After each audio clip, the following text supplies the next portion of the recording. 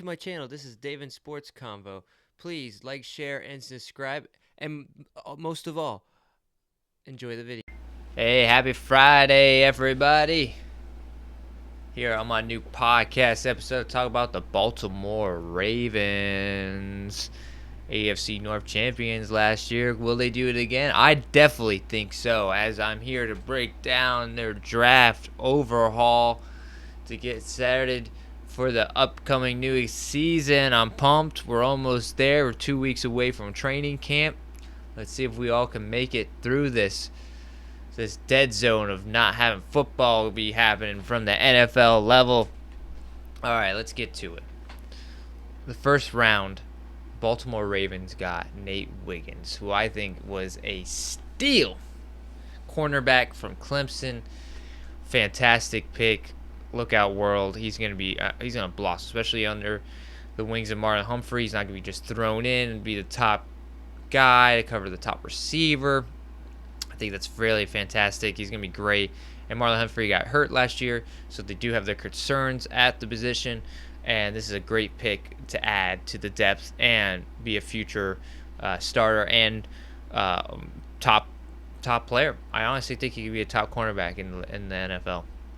It's just going to take some time. The hardest transition in any position for football is the cornerback position. Yeah, we'll see. We'll see what's up. Not everybody can just blossom first year in like so many other players have before. Now in the second round, they got a tackle at pick 62, Roger Roharton from Washington, part of that great O-line that helped Penix Jr. reach the heights that he did. That offense was spectacular.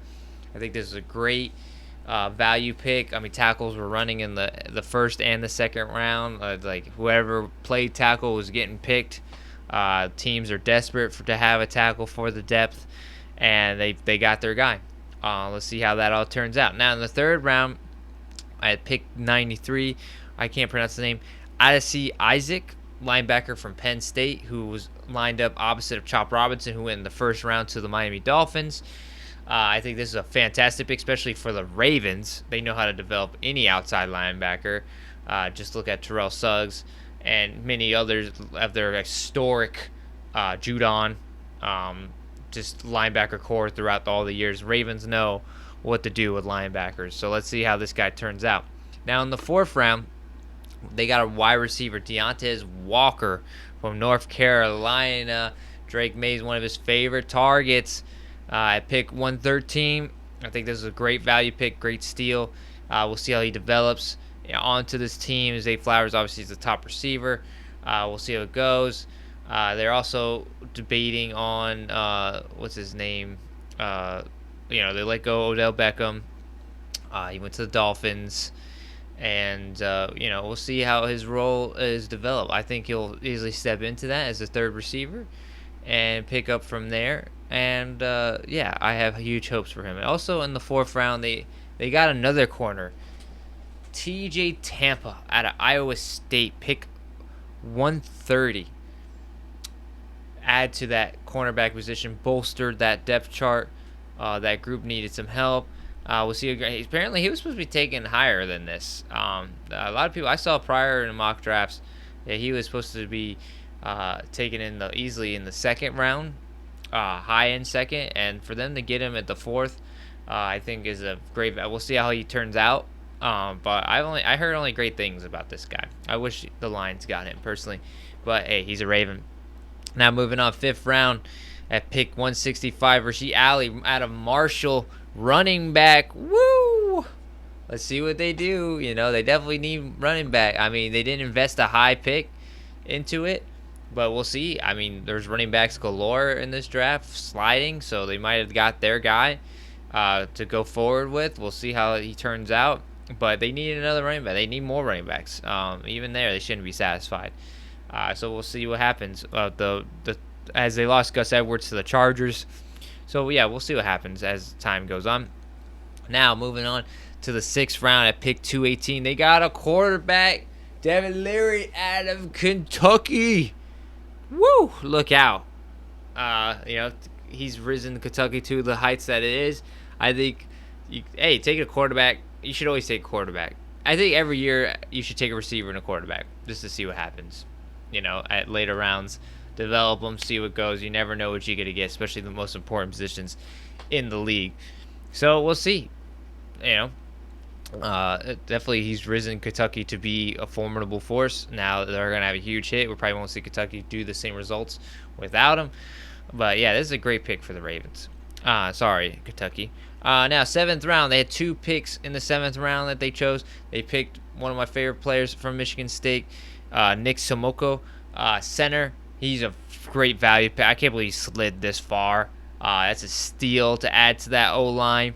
The bolster for the Ravens. He might not start right away, but he's a great backup, and then he will eventually be a starter for them. We'll see how that all turns out. Now in the 7th round, I can't pronounce his name.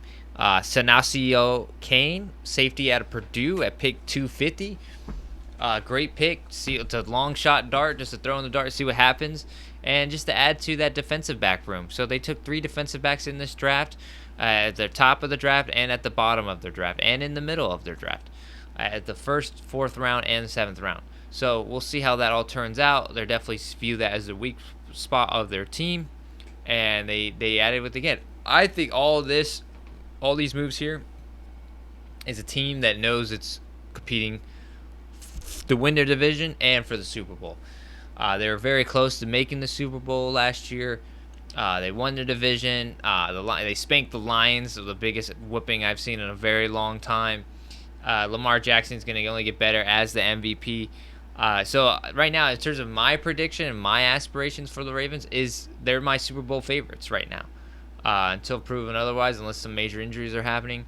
But I would write them down for the AFC representation to be into the Super Bowl.